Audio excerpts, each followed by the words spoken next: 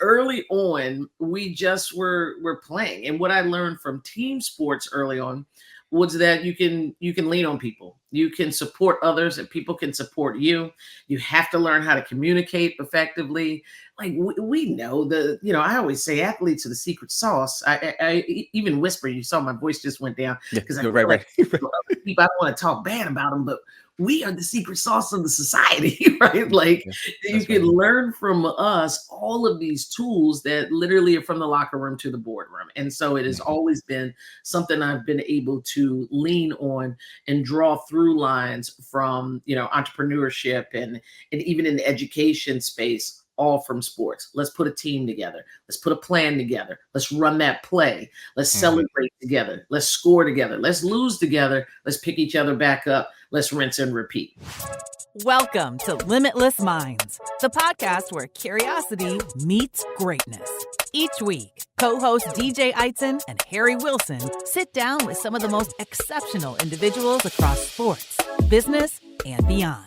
From world-class athletes and peak performance coaches to visionary CEOs, entrepreneurs, and influential authors, they dive deep into the stories and strategies that drive extraordinary success. If you're ready to discover what it takes to be truly limitless and push beyond your own limits, you're in the right place.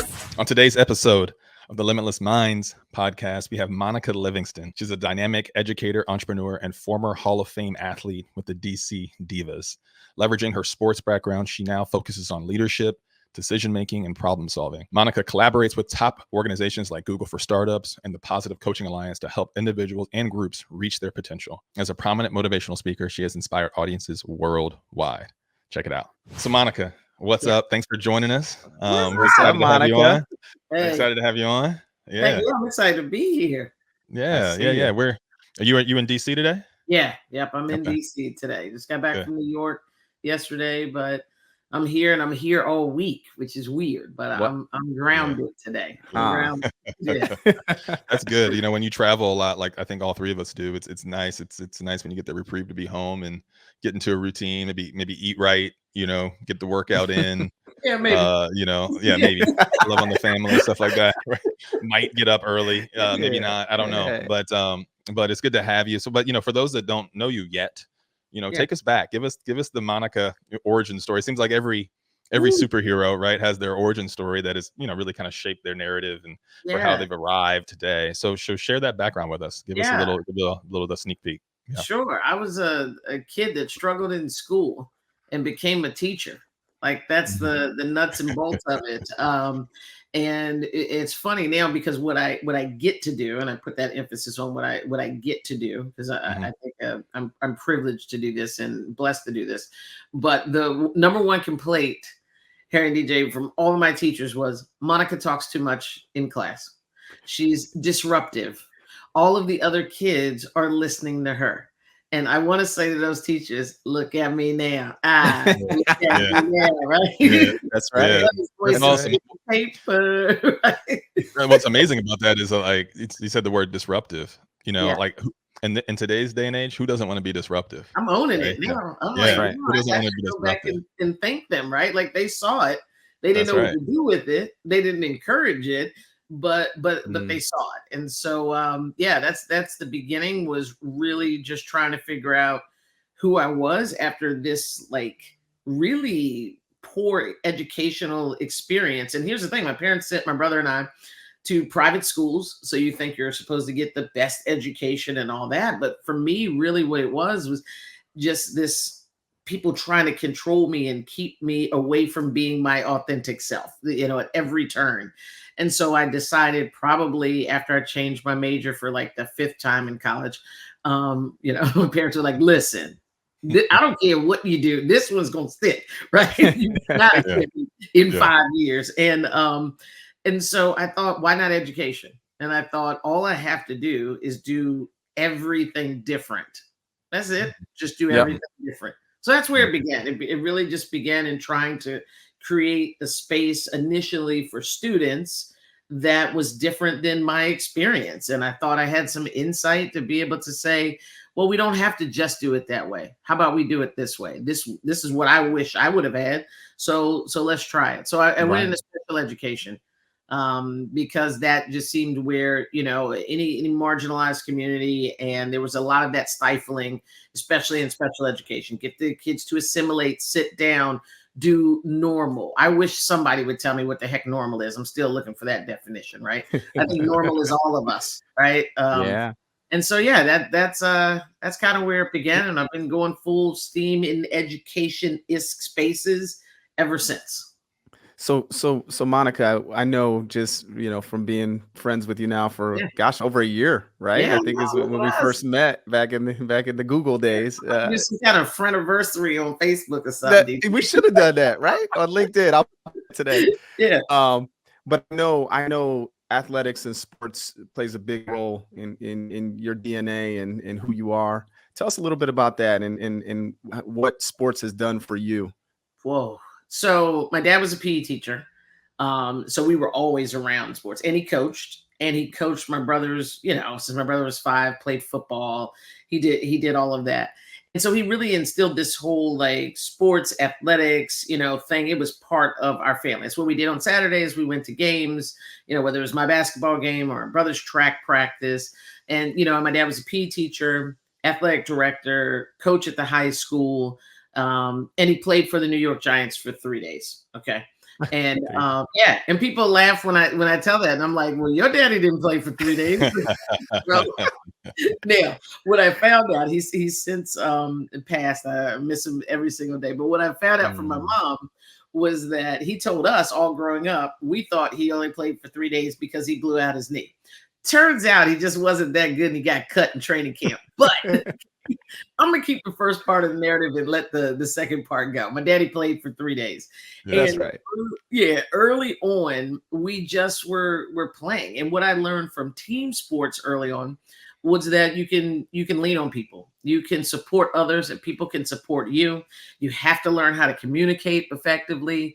Like we know I always say athletes are the secret sauce. I even whisper. You saw my voice just went down because I don't want to talk bad about them, but we are the secret sauce of the society, right? Like you can learn from us all of these tools that literally are from the locker room to the boardroom. And so it has always been something I've been able to lean on and draw through lines from, entrepreneurship and even in the education space, all from sports. Let's put a team together. Let's put a plan together. Let's run that play. Let's celebrate together. Let's score together. Let's lose together. Let's pick each other back up. Let's rinse and repeat. It's a game every single day, new clock, right? And then as the day goes on, that shot clock, and you got a couple plays left in you to win the day. And so sports for me is every single day of my life, every day, whether I'm ball in my hand or not.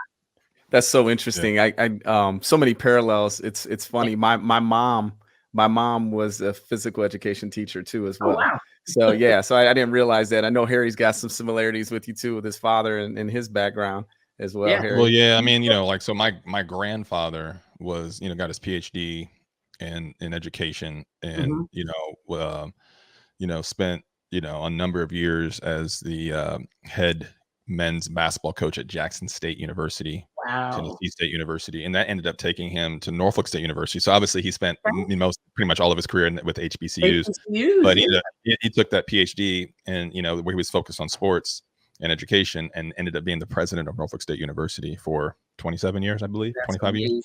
Yeah. So that background, and then of course it kind of shapes how you approach the world of being an athlete, but really the student athlete, right? Putting that student first. In my family it was student athlete every time, right? And so but I think it really shapes the rest of your journey. And you mentioned something about the locker room to the boardroom, right? I've been in a lot of locker rooms in my day, and it's kind of like the athlete's family room, right? Yeah, I like that. And in that room, whether it's a football team, basketball team, a baseball team, a softball team, whatever it might be, you have kind of this cast of characters, right? It seems like in that room, you have leaders, you have loners, you have laughter, like I said, it's kind of the family room. Like, what was your kind of your character, if you will, Yeah. in the locker room? How would you describe like the footprint that you left in a locker room? Yeah. The funny leader.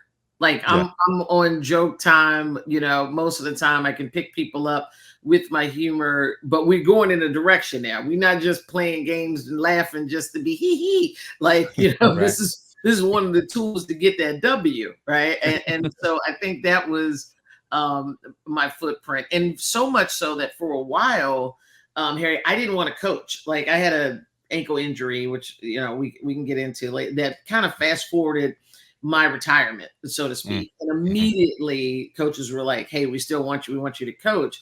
And I shied away from it because I had not defined myself separate from the team as a leader. I was a member of the team and as a leader. And I thought that I couldn't do that same role with a coach's hat on.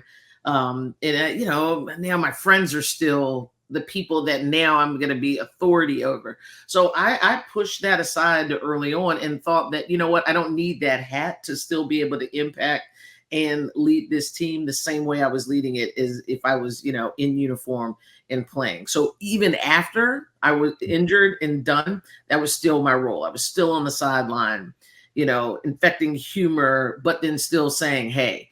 And I think that when you do that, people are much more receptive to take some of that harsher criticism when they know you're having conversations with them that with levity and make them laugh. And then when you really have something to say, boy, they lean in, and this time it's not a joke, but they lean in and they go, okay, I thought this was about to be funny, but it's not. But she must really mean it, So use that to build rapport. And it was one of my, I think how I impacted as a leader there. So funny leader. Yeah. I love that.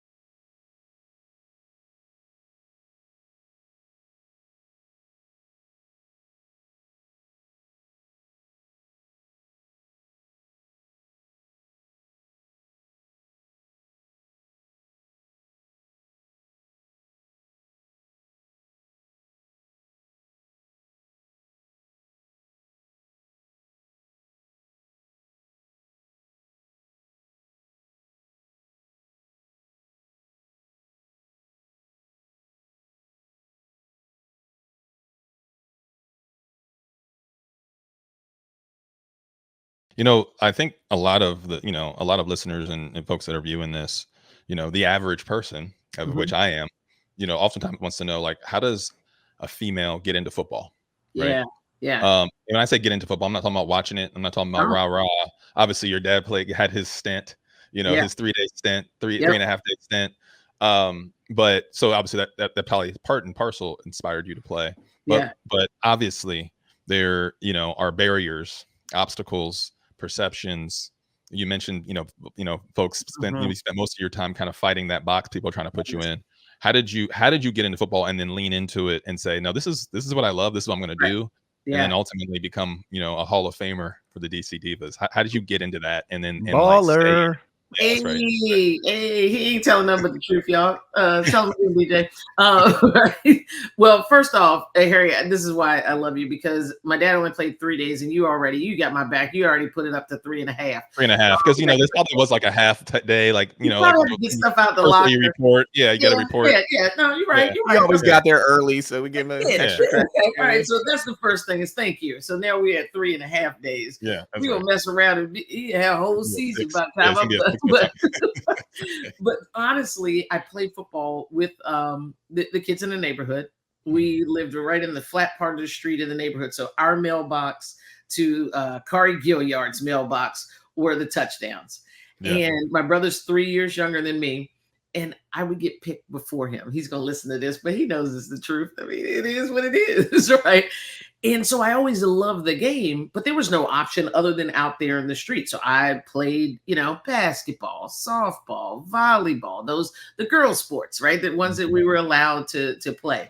But I always loved football. My dad loved football. Our house would shut down on Sundays. That's what we did. We sat around as a family. My brother and my mom were Cowboy fans, and my dad and I were Commander fans, Redskins at the time. But and so we would, especially when they played each other, it was part of our family bonding. And so I always loved it. After college, after I'm done playing, and I'm not sure what I'm going to do. I had a sports management degree, concentration in education. My parents say, listen, you about to be off our insurance. You need a job. Right? So I said, okay. So I did what made sense at the time, which was I became a PE teacher. My dad was one. I saw an athletic director. That was my first gig out of college. And because of that, I started playing flag football. I met one of my coaches. He was like, hey, you should play on the weekends. We play flag. I said, okay. So I played in this little co-ed league. After that co-ed league, there was an all women's flag league. And this women's flag league, it was competitive. This isn't no one Mississippi, two Mississippi. No, we downfield blocking 11 on 11. Okay. People, you can see the bottom of their cleats on the regular. Yeah. And so I was playing in that league. I mean, we're traveling to Key West and winning prize money and everything. We as a kid say, we were like that. And off of that field, I got recruited to play the DC Divas. So this guy is standing there and he says, oh, there's going to be this new women's tackle league. And I looked at my best friend, who was the quarterback of the team. And we looked at each other. We were like, yeah, that's going to make it, like, whatever. And so the first year that they had a team, I didn't play. I wasn't a believer. I was just like, that's going to fold. Nobody's going to come to it. Whatever. My sports management, degree said they don't have the financing. They don't have the sponsorship. There's no television deals. That's going to be a mess. It won't last. I went to one game and I saw just like the energy, and it wasn't about the crowds. There weren't a lot of people even there. It was just about the fact that these women, two teams, were out there battling with helmets and shoulder pads. And I had FOMO. This is before FOMO was even a thing. I had, right? I said, what? And real talk, because it's just us here and all of our millions of listeners. That's it. The girl that was playing in my spot, and scored a touchdown, I was like, I already know I can take that spot. So yeah. Let me go ahead and play this game. And so I started playing, and that was it. Now, does that mean it was easy? No. Every time we went anywhere, we had to educate people about what we were doing. One of my opening lines normally when I'm speaking is, I used to play women's professional tackle football and not the lingerie league, right? and people laugh, and I go, well, I could have back in the day, but I just think that's personally nasty, right? So it was educating people over and over again that we are playing NFL rules. Yes, it's real shoulder pads. Yes, we have on helmets. Yes, we're really tackling and constantly and now the league has been around over 20 years. And we're starting to see the fruits of, a lot of labor and intensity put in by some players that don't have the opportunity to play anymore. But yeah, it was difficult. I used to do ridiculous stuff too. I used to go in, when I'm in bars and afterwards, and a team would be there and we'd tell some guy and they'd be like, oh, you can't do this. I used to do like push-up contests against guys like, I can do more push-ups than you right now. Or buy me a beer. And we'd drop it and I would win most of the time. And so this constant, education. Having to prove yourself, it seems like you're constantly trying to prove and or like validate. I mean, because even like when I first met you and I was on your LinkedIn, stalking you on LinkedIn, right? And I saw the bio, and it said women's tackle football, and I'm like, why do we have to put the tackle part in there? You know what I mean? But you do understand why you have to do it, like because people assume it's flag or it's touch or whatever. No. Yeah. This is like, you're real thorough. You pick that up. That normally sometimes I'll hold the word, or I'll make it all caps, like, because it's this education of like, this is actually happening and we're doing this. Yeah. So I mean, it takes a lot of work. It can be exhausting having to kind of constantly validate. You know what I mean? Oh yeah. And I do that on many levels. Sometimes just showing up in the room. That's right. You have to validate. Yeah. Well, that kind of leads us into, so you start out in class, kind of class clown, right? Getting, and then you take that, you parlay that into, teaching, and then athletic director, right? That's it. Sure. And so then you get into the football. And how does that parlay then into what you're doing now? And tell us a little bit about that.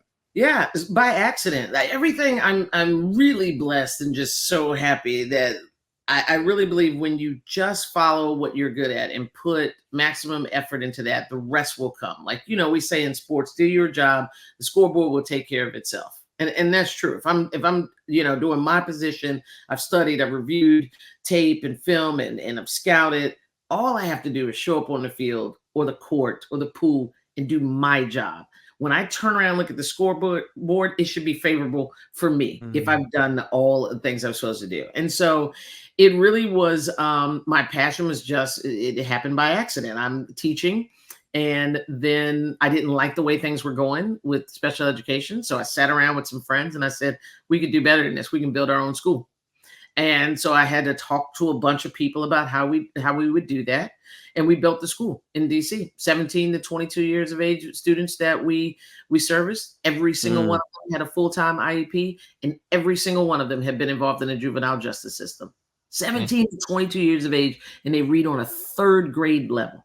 Wow. Math scores were so low, guys, we couldn't even get good data. And I said in that moment, people don't know about this, that this is happening in our city, because what we traditionally do is we throw away the people that don't fit into our norms and our molds, right? We throw them away. And so I built a place with some other friends of mine, and some of them actually played on my football team that were also educators. We built a place for those throwaways. And so we impacted those lives. And what that did is it put me on this trajectory of telling stories and other people's stories, right? Giving them a voice, which then tapped into my voice. And what I learned is that people like to hear these gums flap. So I'm flapping them, man. I'm just out here just like, hey, if you listening? And now you're gonna pay the okay, let's talk. Let's just keep right. I'm talking. And so it really happened organically. I was at a meeting. Somebody saw me from Positive Coaching Alliance. They said, hey, we would love to hear you speak on our platform. And then from somebody saw me someplace else, Positive Coaching Alliance, and said, hey, do you talk about this topic? And I went, yeah, I do. Right. And then now I do. yeah, right. You caught that pause. I was like, when do you want it? Okay, next week. Oh, I'll be an expert by next week.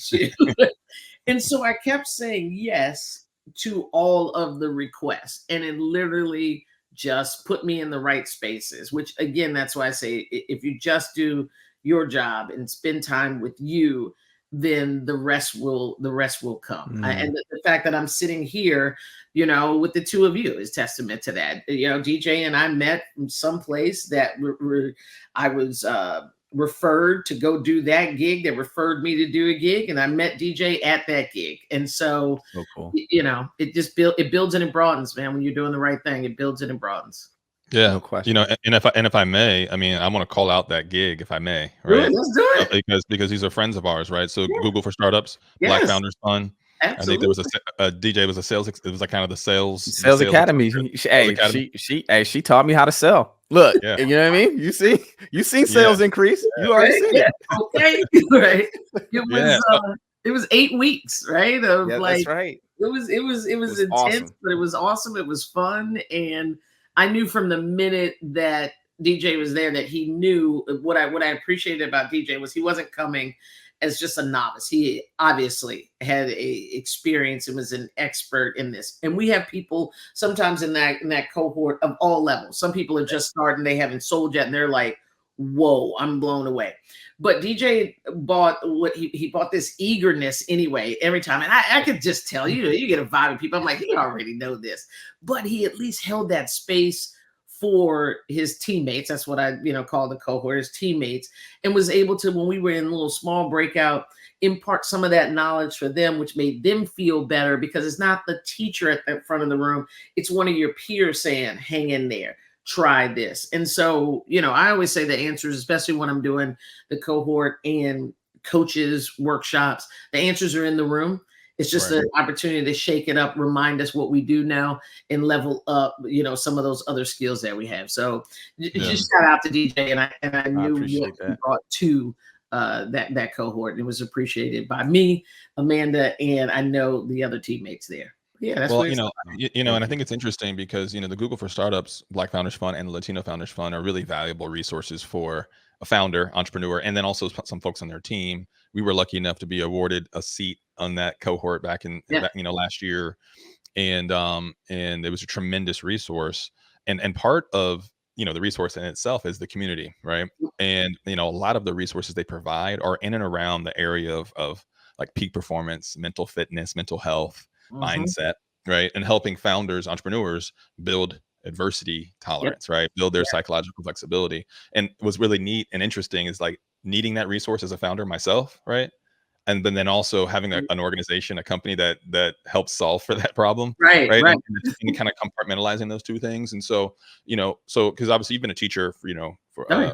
across the gamut, right? Youth, younger folks, you kind of emerging leaders, and then of course entrepreneurs. Absolutely. What is the difference you feel like when you're teaching and mentoring for somebody that might be under 12 to 16, 12 to 17, 17 to 22, and then entrepreneurs as they're trying to build a business?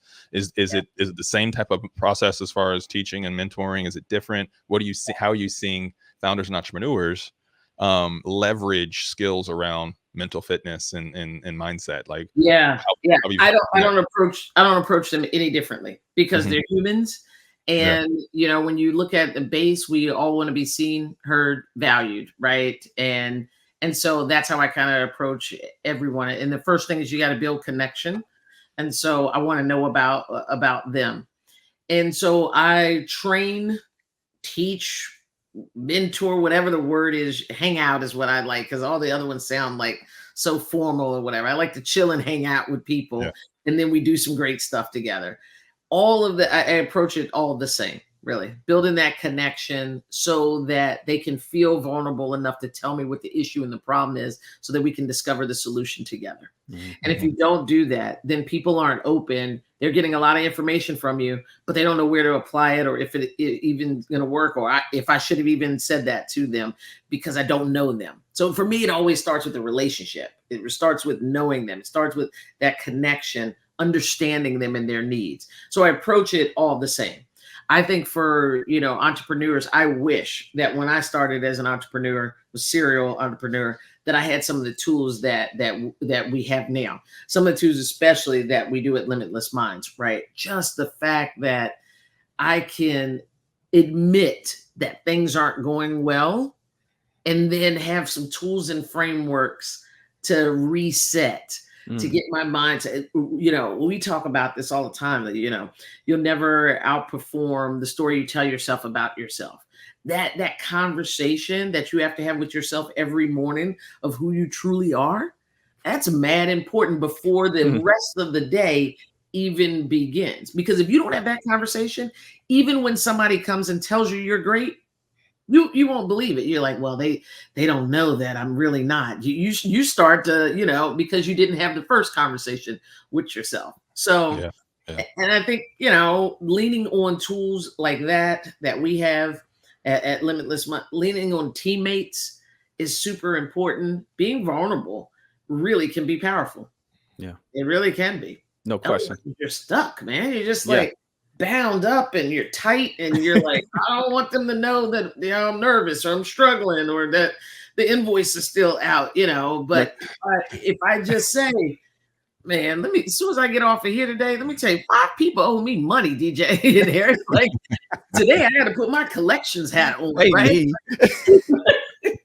Just saying it, That's right. is That's like, right.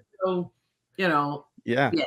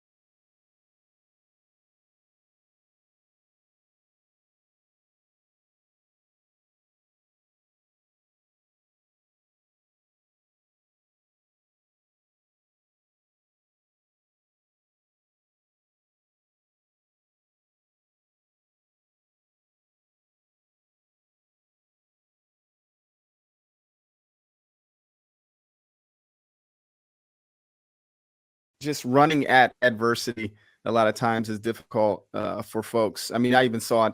We talked about the Google for Startups. So in that sales academy, a lot of times it wasn't necessarily the skill set aspect of like going through all the different functions of a sale. It was, how do you have the courage to have that conversation? Right. And how do you, and what do you do when, when it's tough, when there's a little bit of adversity there? I, in my Bible study this morning, something that sticks out to me says, the Lord turns my darkness into light. And, and I thought about that with you, because I know you've been through a lot of different adversity, even on a personal level. I know you spent some time up in Detroit, with family, you going through that. How do you balance that and show up how you show up all the time? And yet still and do a job, even though you got some of these adverse things going on in the background. Yeah. So ironically, there's a couple things, but what's in my ADHD mind right now is I was watching a movie. It was yesterday, I think, Invisible Beauty, and it's about Beth Ann Hardison and Kadeem Hardison from Different World. Mother, his mother, and she was a big icon in fashion. Okay. All the big players. And it's a story in Invisible Beauty that no one really knows. But a quote that she said really stuck with me. She said, if you're going to go to the circus, get on the rides. And what that meant for me was, things are going to be hard and they're going to be tough. And we talk about Limitless Mind, the goo, right? But what's on the other side of that goo is the beautiful butterfly. And so if I'm going through some adversity, the moment that I am there for someone else seems to fuel making it better for the adversity and the challenge that I'm going to. Wow. If I have got a gig and I'm meeting with a bunch of leaders, right before lights, camera, action, there was a struggle, right? So that's the goo. But this right here, now, lights, camera, action, this is some of the butterfly right here. And I just feel like now I'm at the circus. Let's ride. Wow. Let's ride. Yeah. What are we here for? Like, why do you go to the circus just to look at the rides? Like, that seems ridiculous. You go to the rides, the cotton candy, the fun of it. When the circus is done and you get back in your car, that stuff is still waiting for you. But I truly believe that taking that time to go to the circus fuels you to be able to stay and look that adversity in the face. And I'll remember I stopped playing football really earlier than I should. I had a devastating ankle injury. My ankle got turned around upside down and backwards. Literally, my foot was dangling this way. They ran in on channel 5, 7, 9 here in DC area, compared it to Joe Theismann's injury and everything. And I'm thinking to myself, you got to be kidding me. I've been an elite athlete my daggone whole life. And the first time I get on the news is because I'm injured. Like, come on. Right. And they thought I was going to lose my leg. They said, we have to turn your foot right now. You have no blood flow. If we don't turn it right now, you could lose your foot. They said 1, 2, 3, crack, lack, and turned it back around. It didn't even go back all the way the first time. Second time, they didn't even count. They just said, skirt. Okay. Excruciating pain. 2 surgeries, 5 pins in a plate. I still have in my ankle today. I did 18 months of rehab, went back out there, scored 1 more touchdown, and retired right then and there. And listen, when I mean right there and there, brothers, I'm telling you, I meant at the end of the play, not the game. Okay. I said, this is a wrap, right? But I wanted you untied your cleats right then. Yep. I put my slides on, helmet in the bag. I wanted no misconceptions about what is happening. Monica is done. And it was important to me, for myself and for the younger players, to say, that's not going to be my last play. My last play is going to be with my feet the right way. And it wasn't about scoring. It wasn't about a record. It was about, can I get back out there? Everybody said that you're done. Walk away. My parents were like, let it go. Doctors were like, I don't think you're ever going to. And I wasn't the athlete that I was. I scored once, and that was it. It was a sorry team, whatever. I still did it. And it was the 18 months build up of that where I really learned resiliency and, putting your foot forward. Just keep going. Pick that foot up, put your right foot down, put your left. And before you know it, you're walking if you just keep going. And there were days I didn't want to, but I leaned on people. And that's why you pour into people, so that when you need them, they can pour into you. That's right. That's right. Wow. That's amazing. That's yeah. amazing. It's Monica, as you're unpacking that story, our late co-founder, Trevor, would be proud to hear how you approach that situation. It's, you mentioned, the adversity is what it is. You accept it and you embrace it. It's the truth. There's no narrative around it. You got to take out the emotion, but once you've accepted without judgment, then what's the next right step? And what step do you take? And so it's amazing. And it's funny, when we look and talk to and study elite performers, doesn't matter whether it's in sports or business, they unpack the same recipe. Like this is the story that they tell. Like they're not worried about the past. They're not worried about the future. They're worried about what's happening right this second. And then what do I have to do so that I can get to my goal? Yeah. And so thanks for sharing that. That's really powerful. And you bring that up. People have outcome goals all the time, right? They say, well, I want to get here. I want to do this. I want to go to this college. I want to get my license by, forget how old you are and whatever. You have outcome goals. But I think sometimes what we don't concentrate on is our effort goals, right? Like our effort goals. And when you concentrate on how much effort you're giving, that helps you obtain these small goals along the way that makes it easier to get that big goal. If you look way down just at that big goal, it's lofty as a mug, right?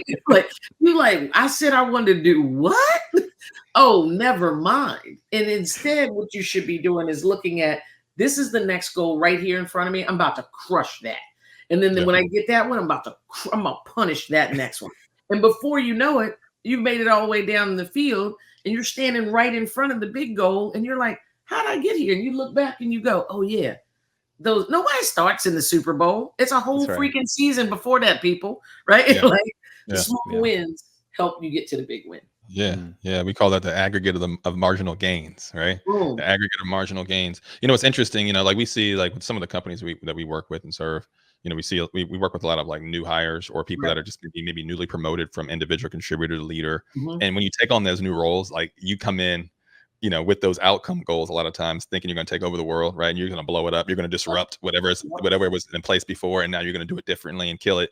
And then the honeymoon phase comes and goes, right? And you get out of that.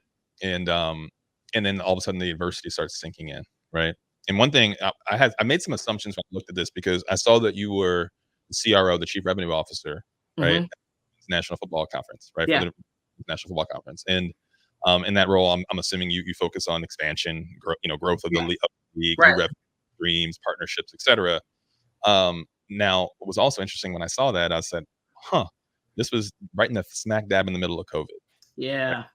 For a league that really needed additional exposure. And I'm sure there was potentially an uphill climb to make that happen, right? Yeah. Tell me a little bit about, in that time frame where you were in that role, what you learned about yourself and what you learned about leadership when you're jumping into a role that has, I'll just call it, significant opportunities to grow. Yeah. That may or may not have happened based on, timing, based on exposure, based on resources, et cetera. Like, what did you learn about yourself and leadership during that time? Yeah, a couple of things. And some of it may not be, exactly what you're thinking. So first off, let me say, the WNFC is a fantastic league run by Odessa Jenkins, right? And OJ was one of the best running backs. She will say the best running back to play. But see, I played running back also. Right. One love. And she knows this that I would say this. So we didn't get to play at the same time. So you just have to go to the videotape. That's all I'll say. Right. Go to the film. Don't lie. Right. And stats don't either. So OJ started that league to really provide a different outlet from the other league, which is the one that I played in and that she had played in. Something different that really sparked, particularly with sponsorships and marketing and things of that. Telling a different story, different narrative would essentially bring those dollars. And so I set out to do that project with her, and it was tough during COVID, people didn't want to hear anything, and they especially didn't want to hear anything about women's sports. And then you sprinkle on top women's football. Like, what Yeah. are you talking about? So what I learned through that experience really was how to listen to a lot of no's, right? and a whole lot of no's, and how to craft your story differently. Every no you can learn from. Every no you can learn from. And so when somebody would say, well, no, I just don't think that you all have the social media numbers that we need, I would take that information, instead of going to the next call and finding out the same thing, we went back and we would talk about it. And now you look at the WNFC and they have over 1 million followers on all plans, because I went back to the team and said, hey, we're not going to be able to make any gains here until we do this. So we really focus intentionally on building those numbers. So for me, it was take the no and turn it into power. And so it wasn't a no right then. My no's aren't final no's. They're just like a no, not right now, right? And then there have been times when people came back around and we got to say no. We got to say, well, you know what? We actually don't think you're a good fit because you only have 5 markets. Boom. Okay, you're right. And we're looking for a water company that has, 15 to 20 markets. But hey, how about this? When you grow, call us back, right? Yeah. And so that was fun, but really it's just about hearing the no. That's what I learned. I think that's the most that I learned from that experience. Take that no, find some power, and go back out there at it. And I think we all can learn from that, right? Like, yeah. But it was tough. That's right. I think, COVID was, whew. Yeah. It's a tough time. No doubt. Other thing that we're watching, kind of right now is, a lot more lights shining brightly on the WNBA. Yeah. Right. They're getting a lot more press hype, etc. And for me, I wonder, like, what is the root kind of cause and effect of that? Is it, the players today, right? Obviously that there's some names that people recognize in some cases more than men's basketball. Caitlin Clark, Angel Reese, obviously the old heads, are still there. And it seems like the old heads are like, hey, wait a second, we've been here. Yeah, right. Right. And they're playing like that too. They're playing like that too. You watch the game. Right.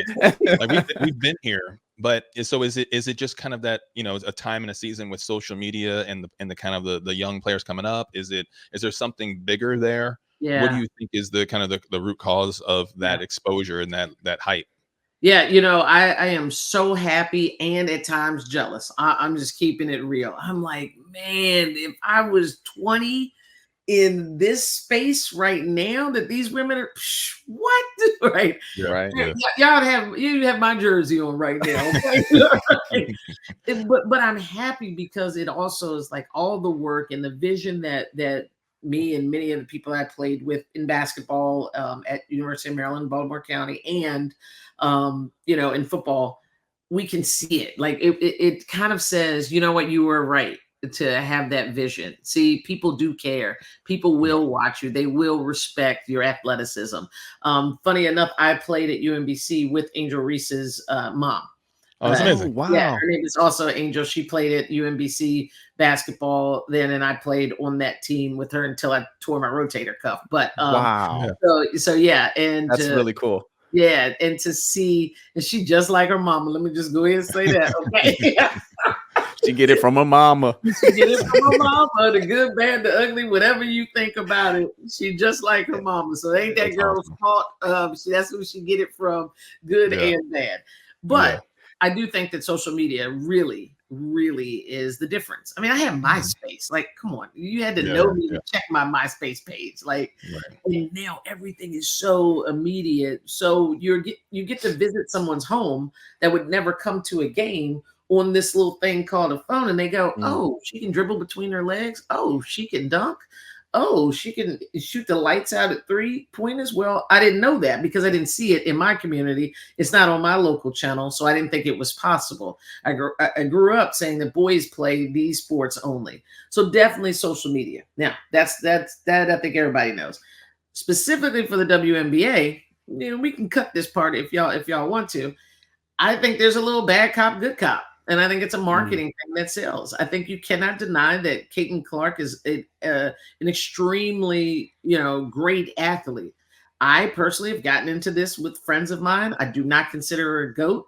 You ain't old enough to be a GOAT, right? You ain't done enough to be a GOAT, right? It's like you GOAT is okay. You might even be junior GOAT, but you can't just be a GOAT yet. And so I feel for some of the players, like you said, Asia Wilson and many others that have been there, not getting that same spotlight. I also think that people use people, and this right now, this Angel Reese, Caitlin Clark reminds me of Larry Bird, Magic Johnson.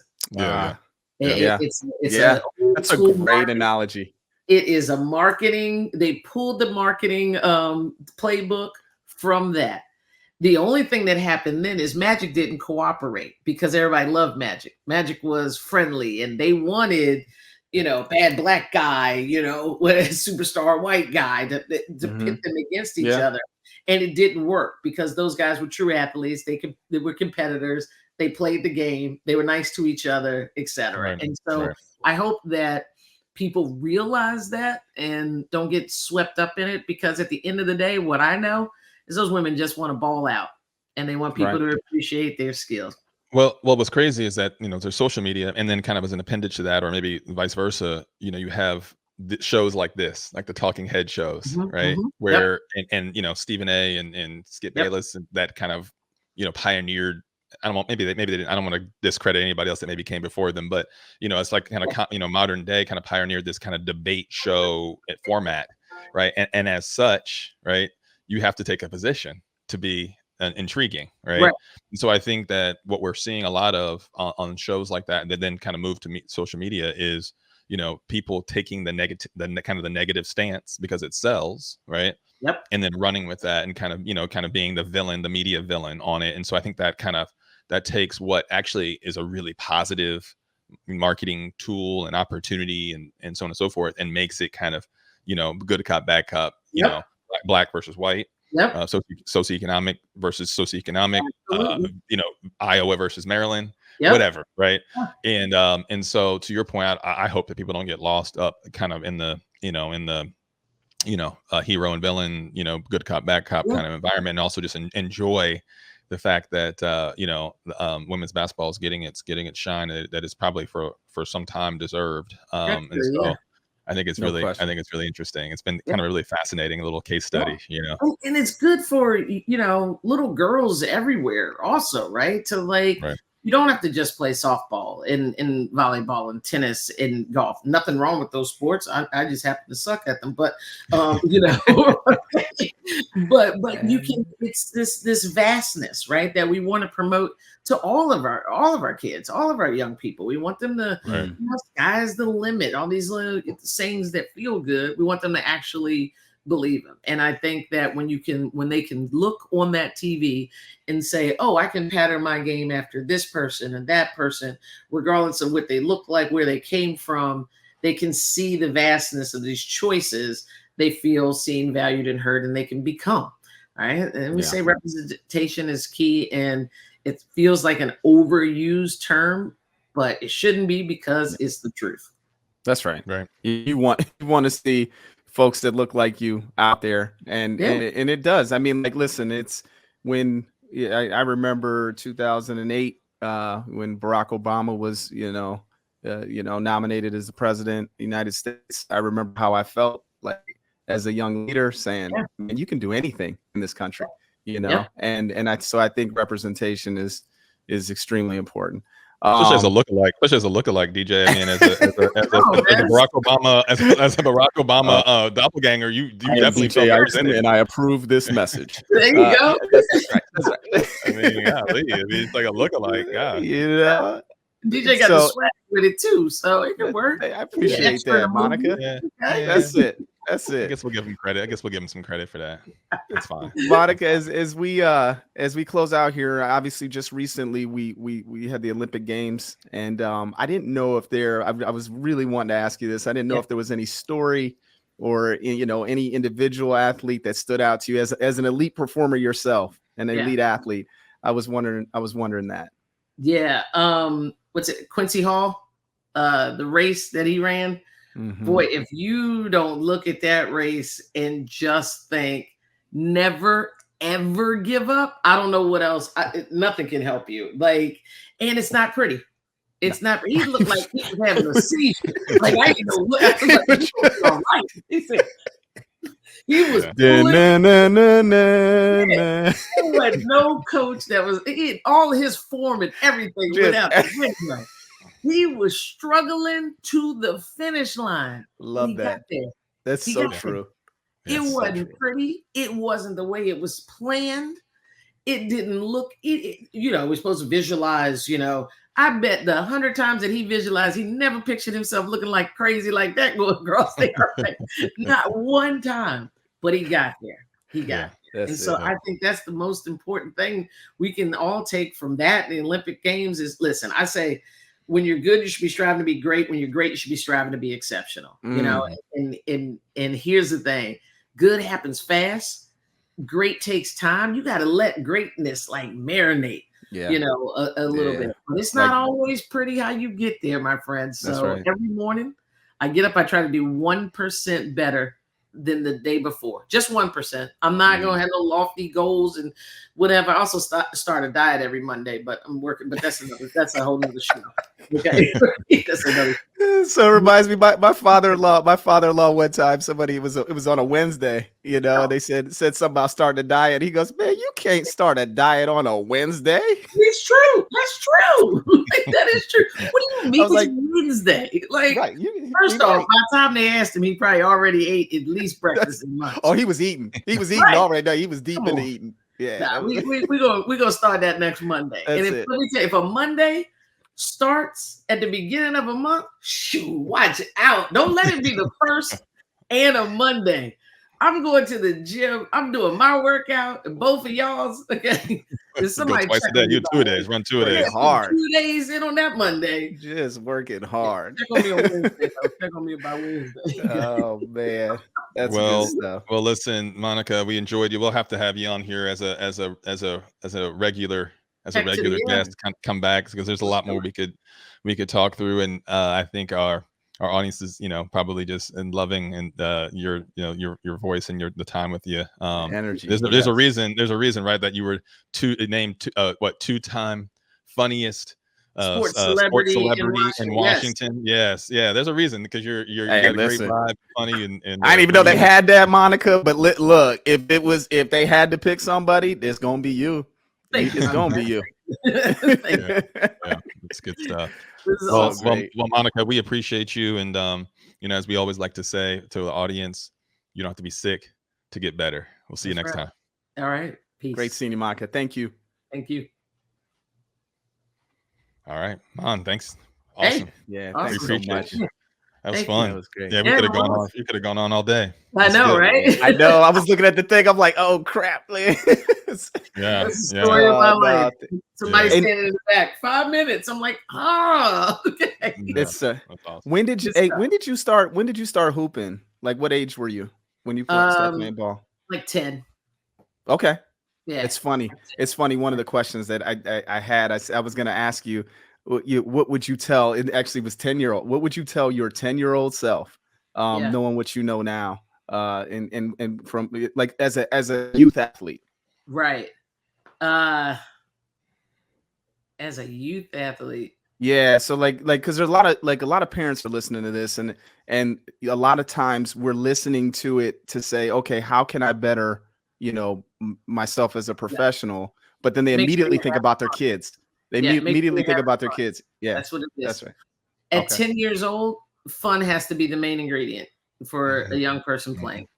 Yeah. And because by the time they get 13, if they haven't had a fun experience, all the statistics show that they quit, which is the same time that they start doing things like experimenting with alcohol, drugs, and things of that nature. So the longer we can keep them in sports, we deter those other behaviors and activity. But if you're not making it fun, you got to keep the romantic stage alive for young people. The technical part is going to come in high school and then in college. But if it's not fun, and 2 people statistically ruin fun for young people, parent or coach. Yeah. Yeah. All that yelling and screaming and non-fun stuff. Yeah, that's Yeah. right. And then kind of That's so incentivizing good.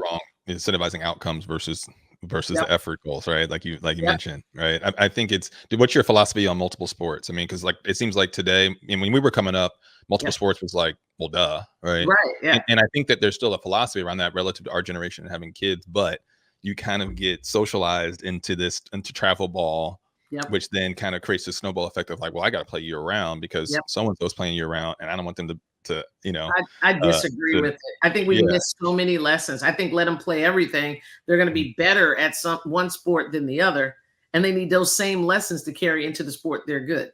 Yeah. Right? The kids that are on the travel soccer team and are great, but they didn't have to play baseball where they sucked, they're the bullies on the soccer team because they don't know what it's like to suck. Yeah. That's so good. If they had a season where they weren't the baller, they were practicing, giving maximum effort, didn't see, all the growth that they wanted to see. They bring that attitude back to where they're the superstar. Now they know how that person feels and they can encourage that person. Then that person is going to accidentally get better. And now you get that desired result. So I say, let them play everything and intentionally let them suck at a lot. Yeah. That's so good. I'm sorry. Go ahead, Harry. No, good. Go ahead. No, I was just gonna say that's so good because like I think a lot of times people think about the athletic side of it, like, well, if they're doing volleyball, then they're gonna work on their jumping, but what you just mentioned was all the stuff that when they're sitting on the bench and like how are they as a teammate? If I'm really good at basketball, but I'm very average at volleyball, then like how do I show up as a teammate? With the same players, a lot of the same folks are playing, both, and so that I don't think parents and a lot of us don't like weigh that as much as we do the athletic part on the field or on the court. So that's really good stuff. I love parent workshops that I do because I'm like, listen, let me tell you the first thing. Your kid's never gonna play any higher than high school. Like open with that. And I'm like, I know y'all mad at me already. So they already mad. You got an hour already left. mad. But here's the thing. I'm not speaking specifically about your kid. I'm talking statistically. So what else do we want them to get out of this experience, right, that they're having? And I was reading an article once that said Fortune 500 companies when they're interviewing potential employees, they're asking them if they played youth sports. And they're asking if they played youth sports. They don't ask them if they're a superstar, if they won, if they were a captain, if they were even good. They want to know if they played. If the answer is yes, the second one is how long did you play? Because Fortune 500 companies realize hiring an athlete, you get a certain type of employee. Somebody knows how to deal with adversity. Somebody that's not going to we call out less work than any other group because when you're sick, you still went to practice. You broke your leg. What you do? You showed up at practice on your crutches so everybody could sign your cast. Yep. So we bring that skill set into the workplace. So, people, parents and young coaches, youth coaches think that they're working on athletics. What they're really helping those kids do is work on their resume and skill building that's going to carry them way past their playing days.